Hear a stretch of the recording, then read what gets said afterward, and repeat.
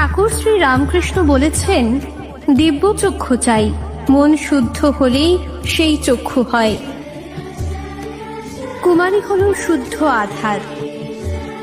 কুমারী পূজা হল তন্ত্রশাস্ত্র মতে অনাধিক 16 বছরের অরজস্বলা কুমারী মেয়ের পূজা।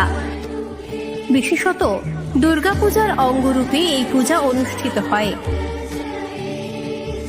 কুমারী পূজার দার্শনিক তত্ত্ব হল নারীতে পরমার্থ দর্শন ও পরমার্থ অর্জন। পৌরাণিক কল্পকাহিনীতে বর্ণিত আছে, এ ভাবনায় ভাবিত হওয়ার মাধ্যমে রামকৃষ্ণ পরমহংসদেব নিজের স্ত্রীকে ষোড়শী জ্ঞানে পূজা করেছিলেন। বিশ্ব ব্রহ্মাণ্ডে যে ত্রিশক্তি বলে প্রতিনিয়ত সৃষ্টি, স্থিতি ও লয় ক্রিয়া সাধিত হচ্ছে, সেই ত্রিবিধ শক্তি বীজাকারে কুমারীতে নিহিত। তাই কুমারী বা নারীতে দেবী ভাব আরোপ করে তার সাধনা করা হয়।